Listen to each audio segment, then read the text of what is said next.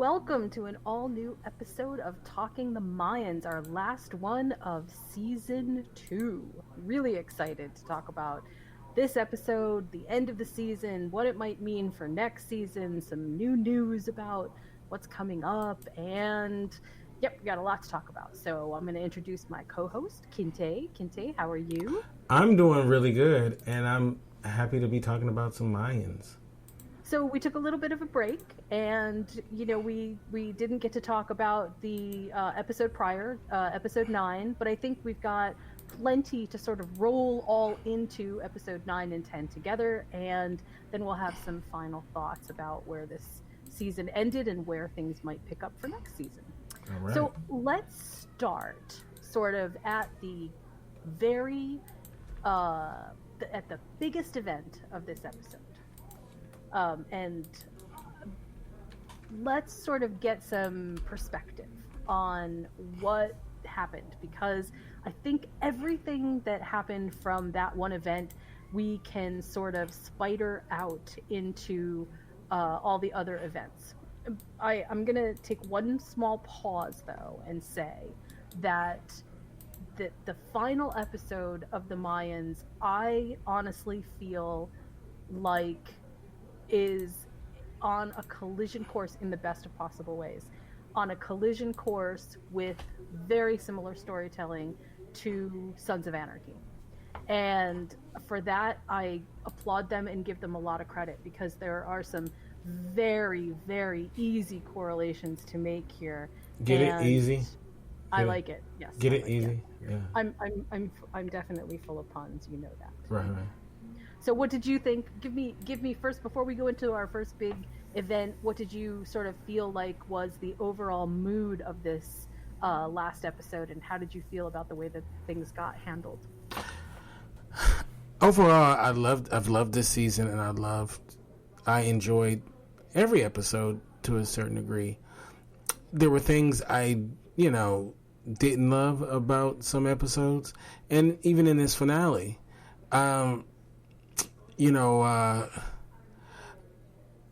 There's definitely plot holes. You've talked about them through this season. It didn't bother me as much, but more so until really it started bothering me later into the season. But for the most part, it's entertainment and it's entertaining, and right. That's one of the biggest sins. You can't be not entertaining. So it definitely took care of that. I agree, and I think there were some very solid performances, especially in this last episode. There were also some really big sort of surprising character descents that definitely I didn't see coming as much. And also, just as sort of a, yes, I have to eat some humble pie here. My theory about who the daddy for Adelita's baby was totally shot down. Thank you. Because we have confirmation from Potter that, oh, no, Angel is the baby daddy. So I guess that was a little too far off in conspiracy theory land. Oh, well. Yeah, I never did buy that one that you were selling, but hey, you're my co-host, so I just rolled with it. But no, yeah, I'm glad that's the what it is. So yeah, I kind of am too, based on where I see that they are going to be going for this next season, because I think that it will draw the harder isn't really a good word, but it'll draw the more solid performances that Angel really brings to the screen in a more solidified way, I think, for next season. And I do expect to see Adelita play a big part in next season. I don't know to what capacity, but we know that the actress was actually pregnant when they were doing the shooting. So talking about method. Yeah, she was so method. She's like, I'm going to get really pregnant so that I can really really work to her advantage. That's right. For sure. So let's grab the big event and let's talk about it. Dita confesses to she confesses to basically putting out a hit on both Felipe and Isabel, and that sets into motion a number of things. We know Dita felt really, really, really bad about it, so much so that she was ready to say, okay, well, this is the end for me, and how am I gonna, how am I gonna deal with all of this overarching grief and sadness, and I feel so guilty. So she invites Felipe, but she also invites Easy and Angel out to the middle of the desert, and knowing that Felipe won't be able to kill her, gives the opportunity to Easy and Angel. And who seizes upon it? Easy. And he did it easy. And he did it. Yeah, actually, kind of did. Okay. So that's the big event. So, one, how did you feel about that? And then I'll give you what I thought about what was disturbing to me about that. I absolutely hated it. I hated it. First of all, it didn't make no sense. In the history of ever, has anyone ever... I don't think that anyone peacefully lays down in the middle of the desert, pours gasoline over themselves, and light themselves on fire. I don't think that happens. So, like, who would you fool? Like, you would have to be... You don't need to be Sherlock Holmes to realize there's something's afoot, right? So that didn't make sense. And then, of course, their tire tracks and all that. So that was stupid. I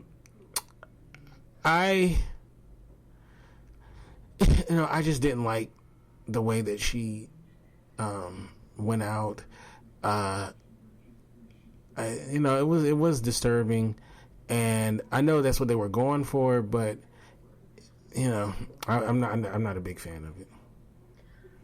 I'll tell you what I found two things very disturbing about it. One, yes, the gigantic plot hole of basically Dita believing somehow that she could convince Miguel and everybody else who she knows is knowing that they are part of the cartel, and knowing that micro minutia is sort of what they deal in terms of finding loopholes and little things to exploit, thinking that they would believe that she's self-immolated is ridiculous. I did find that to be ridiculous.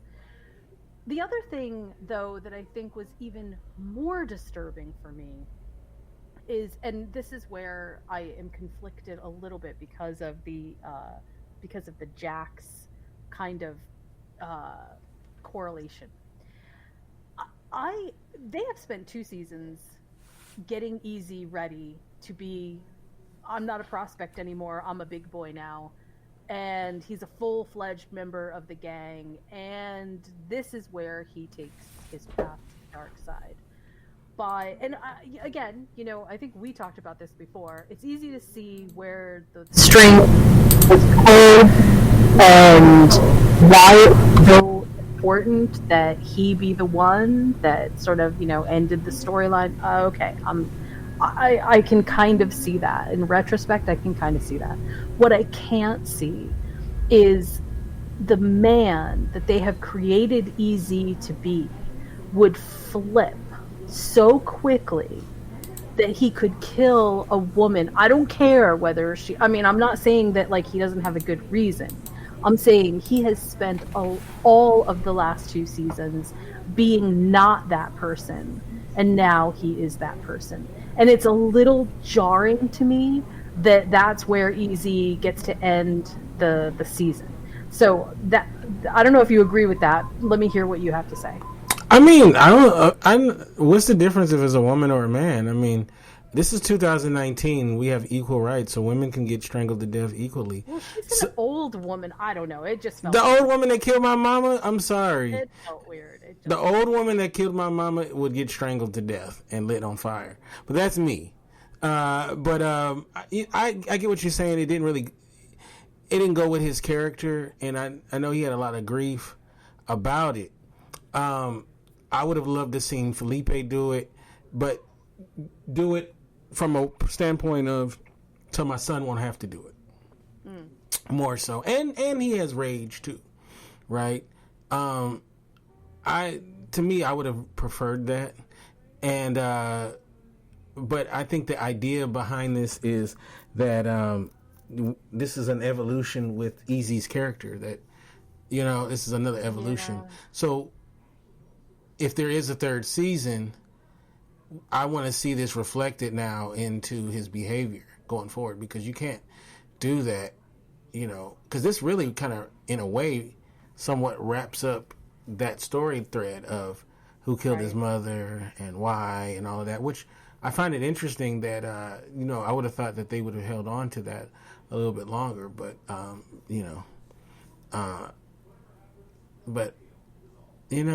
it was kind of hacky the way it happened, but then again, remember, Sons of Anarchy love killing off mamas. It's true, and I was actually going to bring that up because we've already had we've had at least 2 moms killed. Yeah. What's that called? Matricide, right? Well, that's when you kill your own mother, though. I mean, Coco killed his mom. Right. Yeah, and you're right. We don't have exactly that, but okay, but Jax killed his mama. And Jax killed his mom too. Yeah. Okay, so I'm gonna mention something that I think may actually be important for the coming season. We know that Kurt Sutter has exited, or been forced to exit the Mayans, right? And without they found out he wasn't Mayan, so they kicked him out. Is that what I said? Did I say that? No, you said that he exited the Mayans. So they found out he wasn't really a Mayan. So they kicked him. Really a Mayan. He had no heritage. He was drinking Aztec chocolate. Right. They were like, no, sorry, this can't stand. Okay, so no judgment here, but I think that what might be happening a little bit is that there is an end now to, and I'm not saying that this wouldn't have happened before, because we know that the exit for Kurt Sutter was pretty sudden.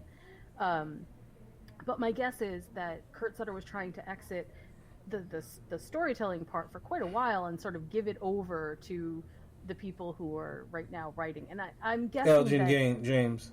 Right. Primarily. And I'm guessing that this sort of, it kind of ties a neat bow on season 1 and season 2 and opens up the door to a season 3 that is quite a bit more, it's got a wider open field, right? It's got a lot of, of course we know Sons of Anarchy is going to be involved. We know that there's a lot of vendetta stuff that is still sort of out there. We know there's the Potter thing and the Angel thing and the Adalita thing.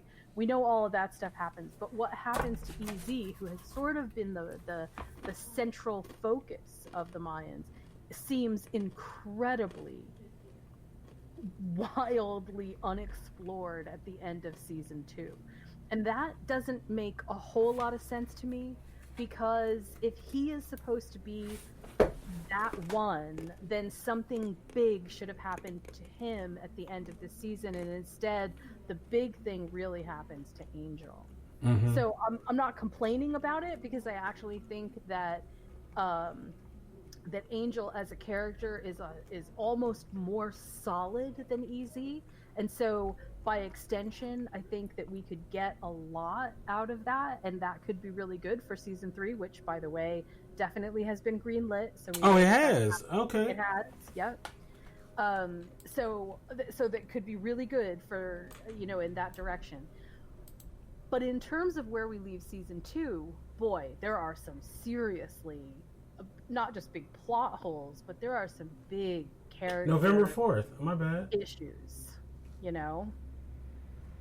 I mean, by my standards, the way that I kind of view this, you're right, it is eminently entertaining, and there's that part I feel like is Mayan's saving grace. It is so entertaining, so you can sort of fudge around a little bit with some of these things. But the show is maturing now, and there shouldn't be, if you're renewed for a season 3, you can't be making any of these kind of rookie mistakes. And what I see at the end of season 2 feels to me like a bunch of rookie mistakes. Do you know what I'm saying? I don't know, man, because even shows that are helmed by established people, they do similar stuff. So sure, and they feel like rookie mistakes too. They don't feel like they are fleshed out. It seems like it's the business more so. The season. That's what it felt like. It felt like they were in a rush to end the season. It seems like it's the business, though. I didn't like it. Yeah. No, maybe. Yeah. I mean, you could be right there. That's true. I just personally didn't find satisfaction in the end of this episode. I mean, the end of the season. I felt like it was wanting in some ways. Yeah. Maybe that's just me. Maybe that's No. I mean, to a certain degree, I agree with you. It was entertaining. I love how the VM crew went down so easily. They just got mowed down at, Oh, right. at poor grandma's party. Grandma was just having her little party, and they just came and just ruined it. Grandma's never gonna have another birthday where she gonna feel good, thanks to the Mayans. That's all I'm saying. Yeah, she didn't deserve that. That is for sure. Yeah. I mean, I don't care who she was with by extension. And I'm glad actually that she escaped. I mean, really, usually I'm not super excited about that kind of stuff because it seems like such a messy thing. But in this case, I actually feel really happy that she is the one that escaped because, I mean, let's face it, the Mayans came into that birthday party and they were shooting women. They were indiscriminately killing people. They weren't just killing, what it was is they didn't want to be like sexist and not shoot the women. Is that what it was? Or, yeah, they didn't want to be sexist, because they would be saying, "Oh, why didn't you shoot us?" So, so I think that was the reason why they said, "You know what? We're going to show you the same respect. We're going to show the men, and we're going to shoot your asses too." So, oh, wow. Okay. Well, I mean, wouldn't you as a woman, you would want that, right? You would be offended if they said, "You know what? We're not going to shoot any women." You're going to be like, "No. Show me the respect and shoot me just like you shoot a man."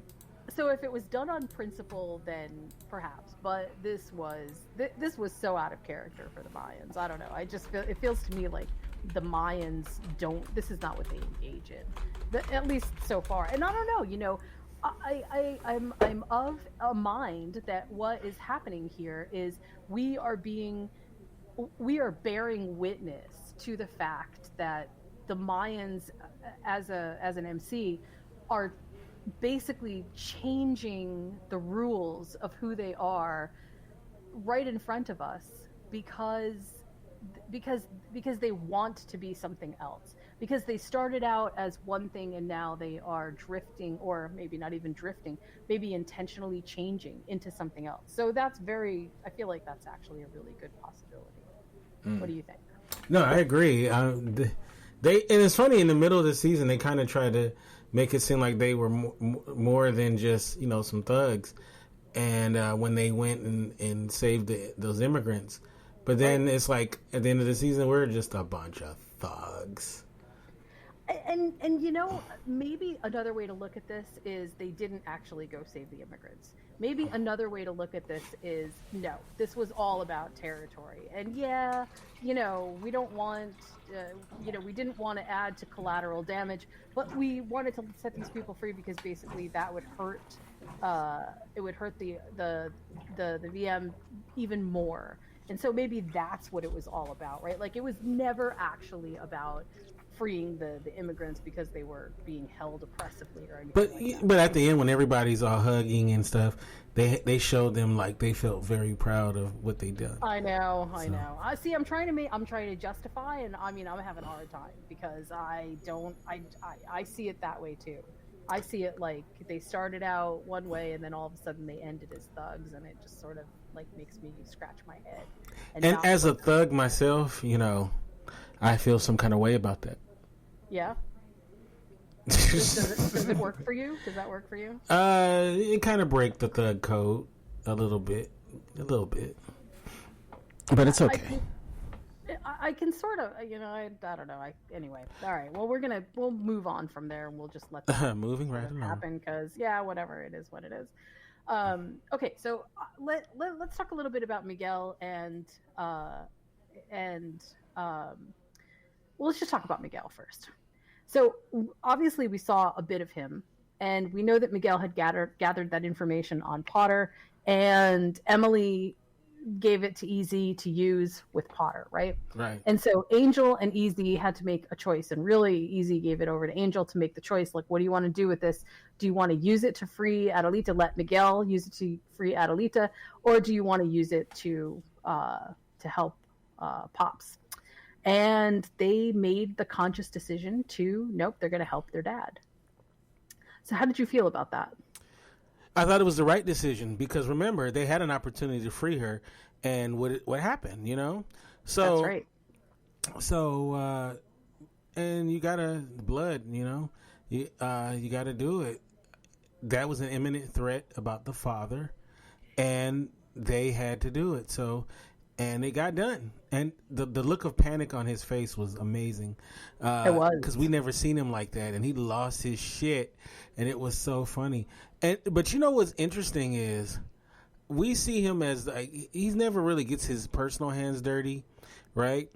And I was really interested to see, like, you know, can he, you know, could he handle them, you know, in a fight or whatever?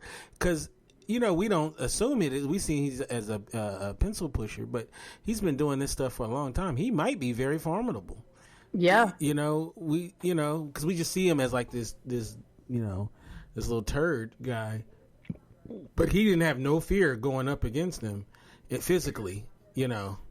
So, but, you know, he gathered himself.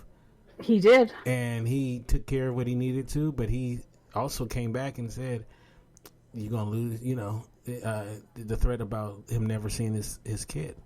So that's right. And also just, you know, kind of to that end, one thing that I thought was really interesting about that dynamic was that even though Easy and Angel had the upper hand, it was clear that even though Potter was panicked by what he saw, his reaction was still stone cold.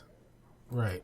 I mean, I guess his reaction in terms of what he did, right? I mean, he was able to figure out how to see, and I think that this actually in the next season may actually come back to haunt him, just because we know that there's other people around him, that he's not just working in a vacuum. And that actually seemed kind of interesting. I think it also might come back to haunt Emily and Miguel, because Miguel was really counting on that to use to free Adelita. Yeah. I don't know why they didn't just ask for both. That's a good question. Yeah. But, you know, it is what it is. Well, actually, you know what? Now that I say it, now that I think about it, I think I do know why. I think the reason that Angel said, no, we're going to use it to save Pops is because he understood that Adelita didn't want to be free. That her status as a martyr to the resistance is, at this point, more important than anything else. And that if they free her under any circumstances, then all that leverage disappears. And so I kind of feel like maybe that's where things... And I don't think that... Let's say the real thing. They wanted a Sophie's Choice moment. The writers did. Where he had to decide. I mean, true, right? Right. So... And he didn't pick Sophie. No, he didn't. No. All right, so we know that Emily and Miguel they're going to continue to have problems. I sort of feel like Dita's death might bring them together a bit, right. But clearly they've got some pretty major issues that I don't think 10 years of family therapy is going to help. So, I'm sure that will be a prominent feature in next season as well. Right. So, okay. So, and, you know, maybe you could argue that the biggest thing to happen was actually, you know, the last 10 minutes of the show, again, when they go into the party and kill everybody. And the last thing that we kind of get a glimpse of is a Sons of Anarchy jacket. Right. And somebody saying, F me, because clearly this is somebody that they know. And oh boy, doesn't seem like it's going to end well. So got any speculations, any theories, what do you think? Who do you think it might be?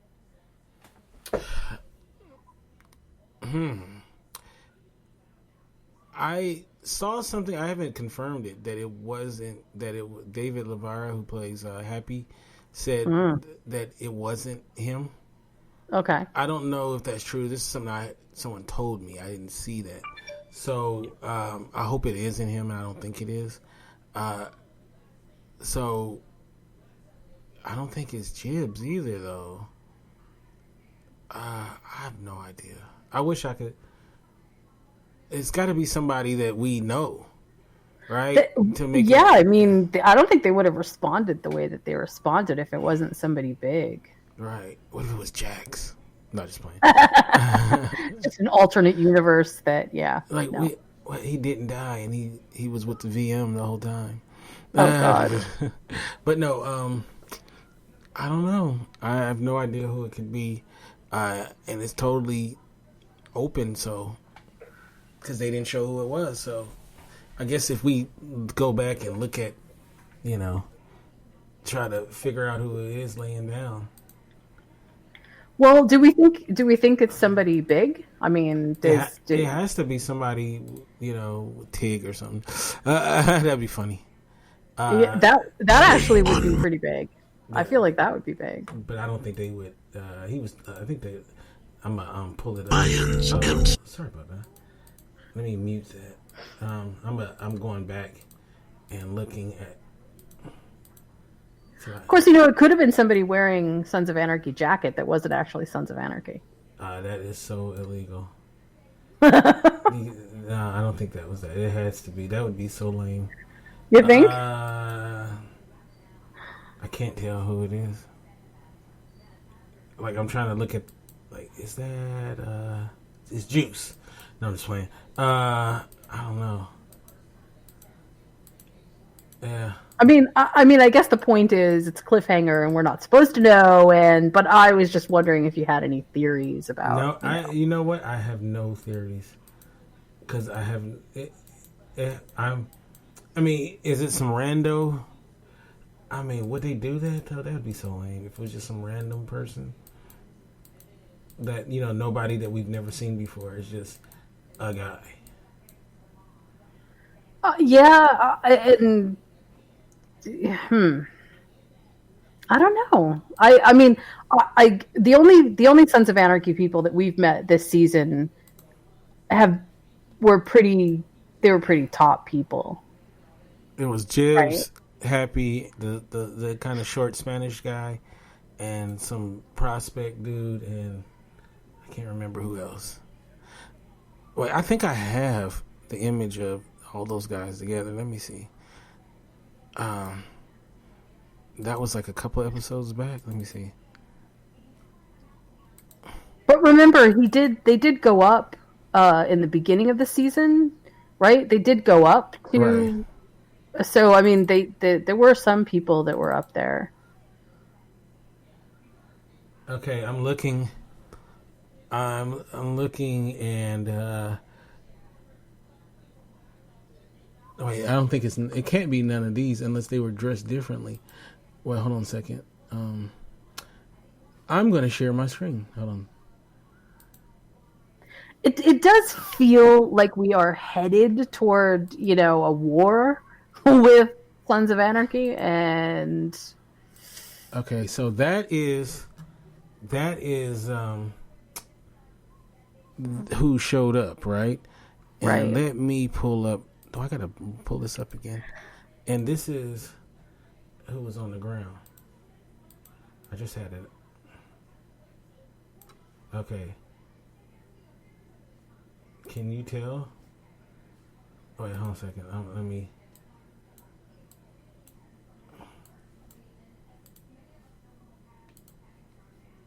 Does any of these look like these guys? I mean, I feel like it could be any of them. I feel like it could be any of them except the bald guy. I don't feel like it's him.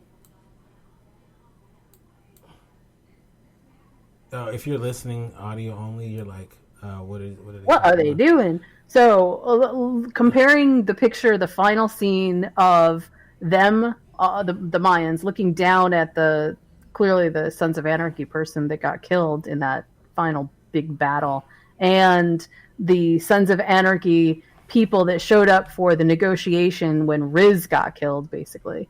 Looking at those two and trying to compare to see if there's any way to tell who's who, I can't see it. I don't see it. If it's somebody, because this guy has black hair, I can see, then it's the Spanish guy. If it's someone, but look at his jacket though. Doesn't look like the same. But it would have to be if it's one of these guys, then it's the Spanish guy. But because he has jet black hair, it looks like, right, and he's the only one that has jet black hair. It's definitely not Happy, because he's looking at his head. Yeah, that's what I was saying. He doesn't look bald. And it's not Jibs or this guy because of the hair. So it has to be the short Spanish guy. Well, okay. Let's run with that theory. And what's his name? Short Spanish. Okay, obviously I didn't know who he was because I said short Spanish guy. Short Spanish. Sorry. We don't know your name, but we'll mourn you all the same. Well, okay, so we don't know exactly who it was that got killed, but we do know that this is potentially bigger than. First of all, it's really big because the Mayans said that they were going to back off, right? They agreed basically to, I don't know. They agreed to a conditional. Okay, everything is okay. Look, we've come to some kind of mediated peace, and then obviously that isn't what happened. And the fact that somebody from SOA is collateral damage is sort of, I think, a pretty big deal in terms of how they go forward with whatever plan they're going to go forward with. Because I mean, at this point, what do the Mayans do? I mean, they're not big enough as an organization to fight Sons of Anarchy. Are they? I don't know. I feel like they're not. I feel like the Mayans are not big enough of an organization, which means that they'd have to recruit somebody else in to help them. And maybe that's where things go in season 3. Maybe it's all about, recruiting help. Maybe it's Miguel. Maybe they, get some kind of cartel help. I don't know. Well, it was an interesting season finale. Yeah, how do you even make that right? Somebody's going to have to die, right? Well, not just is somebody going to have to die, but I mean the retribution is going to be severe. Right. I don't think it's going to be just, quid pro quo. I sorry to use that at this time, but I mean, I don't think it's going to be hilarious. one person dies just because, I don't think that's going to cut it. It's not a life for a life. I think the Mayans have seriously breached the trust now of Sons of Anarchy because they agreed to broker, a peace, and then they went totally back on it. And nope, that's not what happened. So yeah, it'll be an interesting season 3. But again, I'm going to go back to this because I think it's important to say, look, a lot of the stuff that has happened in the last half of this season feels like a pretty solid connection to similar things that happened in Sons of Anarchy, and I feel like that's actually a good template. I feel like if you stray too far from the template, then you lose what was really entertaining about Sons of Anarchy and the whole reason that you have a following in the first place. Right. No, I agree. Yeah, but it's gonna be something else though. I feel like. So, as a side note, what did you think about how Felipe reacted to Dita, just to kind of go back to that? Because I do feel like there was a kind of a moment in there where it seemed like Felipe had lost some of his mojo. When you say he lost his mojo, what do you mean exactly? I mean, he as a character, it felt like he had so much gravitas before. Well, not before. I mean, he still does. But the 2 episodes that ended this season, it felt like Felipe really fell apart. Right. And I was just wondering what you felt about that. Because he's dealing with he has so much grief, and he blames himself, and so he has so much grief over what happened, and I think that these are some old wounds that he just can't deal with You know, now that scene where he told the boys to get the fuck out, I'm gonna handle it the way I handle it. You know, I was like, oh, look at Pops. You know, like, and they ran out too. They was like, they were not. Mm-hmm. You know, but then he, you know, he didn't really do it. So, you know, so he was just, I guess, blowing smoke. Well, it was. I feel like it was a really interesting progression for Felipe to kind of go through, because it both humanizes him in a way that I haven't seen before, but it also, I think, makes the if I'm going to be able to find any kind of understanding about why EZ was okay with doing this, maybe it was because of his dad. Right. You know, maybe it was because, look, I not only do I have to do this for justice for my mom, but I also have to do this because I know that my dad can't do it. And I mean, like, as thin as that is, at least it's something. It's okay to kill for your family. Yeah, okay, well. In the Mayans, it is. In the real world, yeah, let's not go there. But... Wait a minute. Wouldn't you want your kids to kill for you? No. And especially not on, I'm going to date the episode, but especially not on World Kindness Day. Let's try to stay away from that. No, that's even better. That's even better. I'd be like, get your butts out there and kill for me. Oh, God, that's funny. Well, I'll say this for the end of this season. I will say that despite the fact that there has been, a lot, and I don't want to keep sort of harping on it, but there have been a lot of, I think, both missed opportunities and sort of, it's not sloppy storytelling. It's just that what could have been really strong feels like it was just not super strong. And then where it was strong, it was great. I mean, where it was strong, it was fabulous. There were just really awesome points to sort of be hammered home in all of these different ways, and some of the stuff that happened in this season was just epic, but where it wasn't epic, it was so horrible that it just feels like, look, you guys need to do a better job of counterbalancing sort of what happened. I would actually even point to, we talked about the Dita story, but I think I would actually point also to the Emily story. I realize that Emily is sort of like, 1 foot over here and 1 foot over here, and that's okay for her to be in, but it's not okay for us as the audience not to be able to identify with her on either side. Right.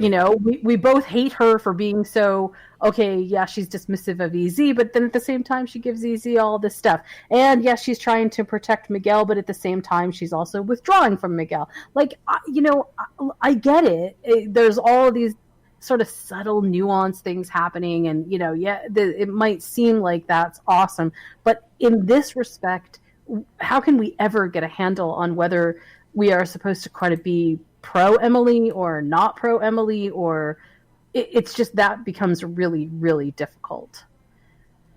And yeah, it is very, very hard to at times to follow, like you said, in that regard. Yeah. So, no, I'm with you. And the other thing that I feel like they also did well and also kind of failed at is the whole Miguel story this season felt really underutilized. Maybe because they were trying to bring Emily in more, and that, could definitely be. But, Miguel was such a central, strong point of last season. And or season 1, I should say, and it feels like in season 2 they just sort of made him a paper tiger, and he doesn't have any teeth or any claws, or it just doesn't feel. And maybe season 3 brings him back because death from Dita will break him out of his funk. I don't know, but whatever it is, it didn't feel like the same character. It felt like a different character that we were watching this season than last season. Do you know what I mean? No, yeah, I understand exactly what you mean. I'm not going to miss their fireside chats with each other. You know what I mean? Yeah. Yeah, well, that's the other thing that this series doesn't do well, and I'm sorry. I know, and you guys can improve. I know that you can. They do not do uh, exposition well. They don't do character dialogue that is expository in nature. They don't do it well. Everything that is good about the Mayans happens through action. And the moment that they try to sit down and tell us a story, they lose it. And I honestly, I feel like that is just because there's a different way of writing dialogue for exposition, which it's just totally different than writing sort of action to tell story. And where they tell the story through action, they do amazing. I mean, some of the best scenes that I can think of from this season were all about that. They were all about, showing us rather than telling us, but where we need to be told, because that is going to happen, they need to do a better job, because the dialogue is just so flat and so difficult to wade through. It's like you don't even want to be a part of it. The scenes with Dita and Felipe, as emotional as sometimes they could be, because we know what the nature of the conflict was, the dialogue itself was completely forgettable. It wasn't memorable on any level, and that is a problem. I consider that to be a problem. Yeah, that's a great sin, I would say. Yeah, with the dialogue at times, you're just like, oh Jesus, it's like some Stephen King dialogue.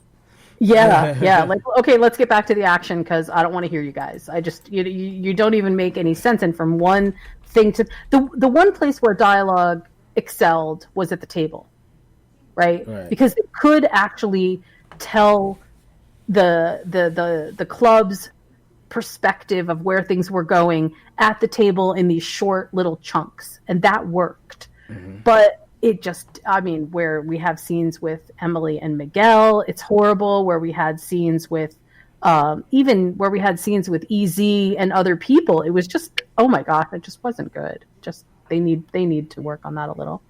So I want to ask you one more question before we sort of close this out.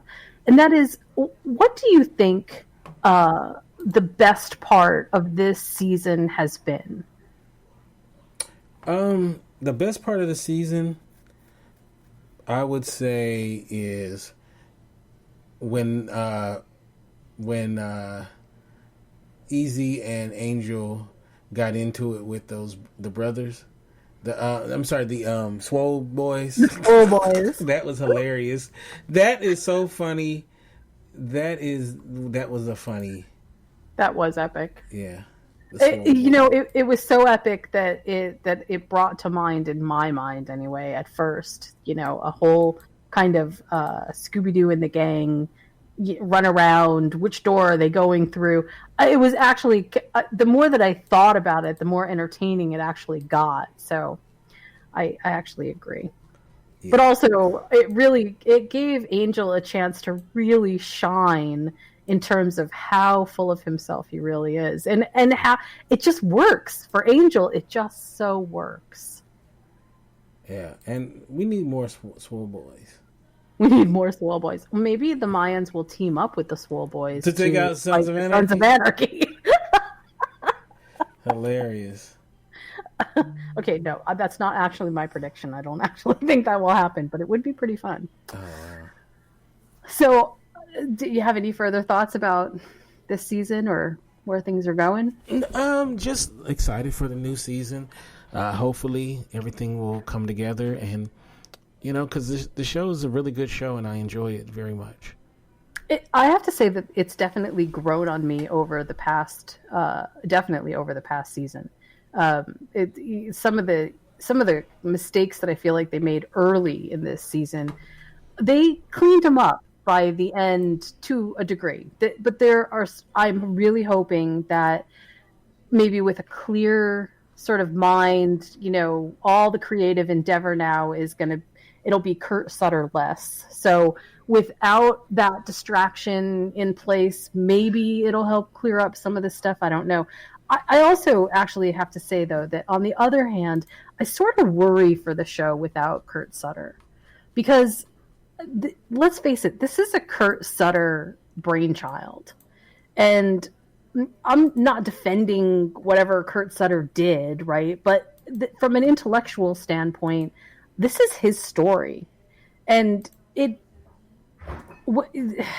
is, I feel like there's the potential for this to go very wrong. I'm not saying it's going to. I'm just saying that, it feels like a flip of the coin about whether having Kurt Sutter around is a good thing or not. I don't know. I feel like that this is one of those tough calls because, even if he wasn't involved in the day-to-day stuff, at least we know that he was there and available to be creative consultant and, do the things that showrunners do. So, I don't know. What do you think? I agree with you, but I'm looking forward to seeing what Elgin does and his writers. So, so it's going to be fun. And we do know, just, by sake of clarification, we do know that most of this season was actually done that way anyway, that Kurt Sutter's participation was actually fairly minimal. So, I think there's good reason to hope. I think more than anything, I'm just hoping that this sort of all comes together in a way that equals success, because I think that Kurt Sutter's idea for the Mayans and as an offshoot of Sons of Anarchy is actually really good, right? Like, I want to see the Sutter vision expand and grow because I think that it's awesome. And I again, whether I agree with whatever was happening with Kurt Sutter or not, from a storyteller standpoint, there's something that is very amazing about Kurt Sutter's ability to be a storyteller and a showrunner. And I want to see that succeed. So I hope that is what happens. Yeah. And, he's a great talent. Great talent. Yeah. Well, I guess we'll have to see where he ends up next. I hope it's someplace awesome. I feel very confident that he's gonna he's gonna end up on his feet. Yeah, and I mean, also just by way of sort of not news, but just by way of sort of explanation, FX has partnered with Hulu, so most everything that we now see on FX in terms of original series and even some of the older archive series, they will now be available on Hulu for quite some time. So that relationship could spawn something. Who knows? We just don't know. But I think the days of Kurt Sutter being sort of in a relationship with FX is probably over. I feel like that's the case. Those days are done. But maybe he's going on to bigger and better things. Let's hope so. Maybe he'll direct Star Wars. Let's see. Yeah. I hear they're looking for directors now. So that would be funny. A Kurt Sutter Star Wars. Yeah, I mean, I'm right there for that. I'm totally down for it. Let's do it. Let's totally do it. All right. So how can people find you on social media, Kinte? They can get me at Kinte F on Twitter and Kinte Ferguson on Instagram. And, of course, the website is indyradio.org, indyradio.org. indyradio.org. How can they get you? People can find me on Twitter at followingbliss1, and you can find my websites at moviesmakethemeal.com and criticallaughs.com. So until next season, everybody stay sharp. Well, I'm sure that there'll be some new news out there. And hey, follow us on Facebook. We have a Facebook fan page, so grab us over there. We're at Talking Mayans.